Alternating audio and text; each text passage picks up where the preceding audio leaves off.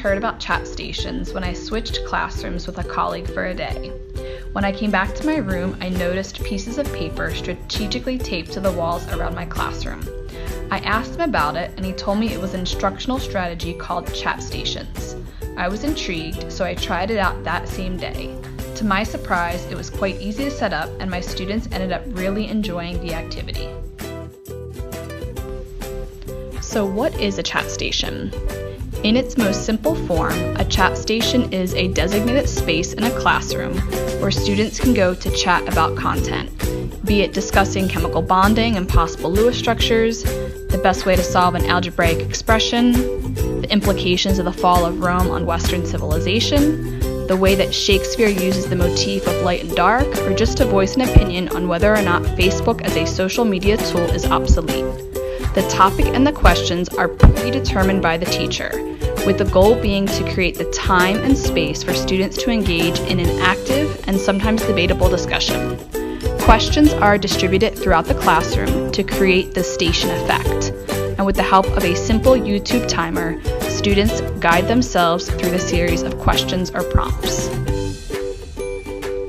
There's a few key reasons why I like chat stations. One, it gets the students moving, which all too often does not get as prioritized as it should, especially in the high school classroom. Two, it dramatically increases student participation.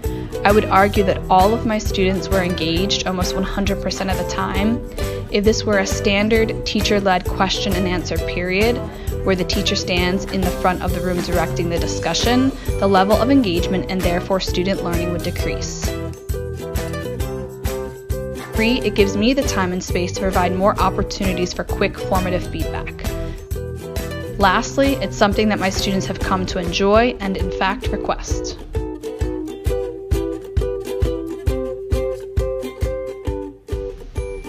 If you're looking to try this in your classroom, here are some things I've learned along the way.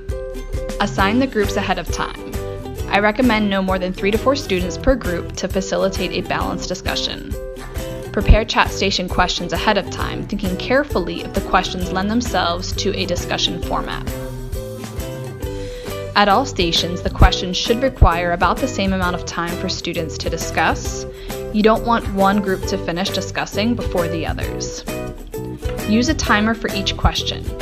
It helps everyone involved stay on task. It's also nice to make sure that students have all of the materials that they might need at a particular station. For me, being a chemistry teacher, it's nice to have a small whiteboard, markers, eraser, and periodic table at each station. Believe it or not, I've had students recently ask me if we can do chat stations again soon. I've had a lot of success with this strategy, and I think it could be used across any content area. The first time I did chat stations, it was on a whim and very basic, so it can be as simple or as complex as you'd like it to be. I believe it's a great activity for any class, especially if you want to spice things up with some movement, engagement, and rigorous discussion.